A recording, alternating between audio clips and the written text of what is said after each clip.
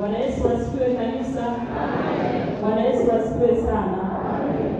Basi mbele yenu naitwa Josephine Semwenda, ni katibu wa idara ya kina mama umaki, lakini pia ni katibu wa elimu ya Kikristo katika dayosisi yetu ya Morogoro.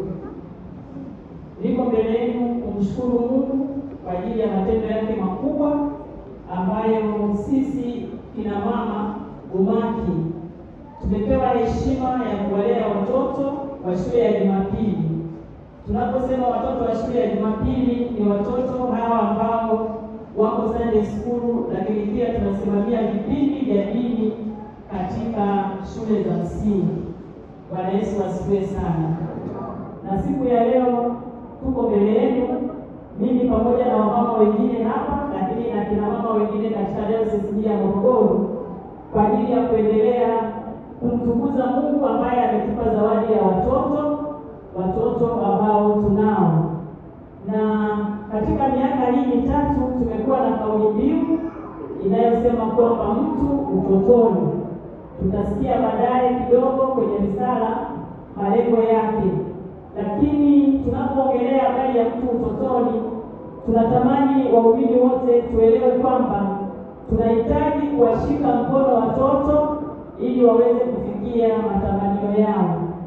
Na watoto wetu wakishika mkono vizuri, basi tutaendelea kuwa na waumini wazuri, lakini tutaendelea kuwa na familia bora, na tutaendelea kuwa na kanisa linalomtukuza Mungu vizazi na vizazi.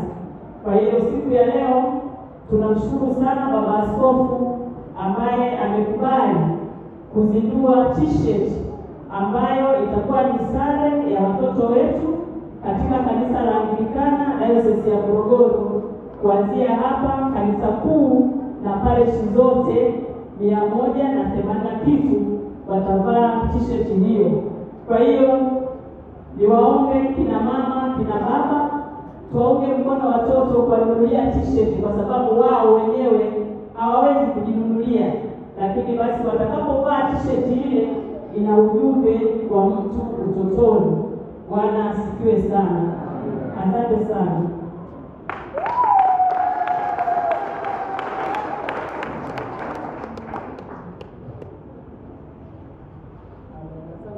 Katibu wa umaki na mratibu wa elimu ya Kikristo katika dayosisi yetu kwa maelezo hayo. Wazazi tumesikia, basi tuna nafasi ya utekelezaji. Sunday school kanisa kuu, karibuni kwa wimbo, na baada ya wimbo tuende katika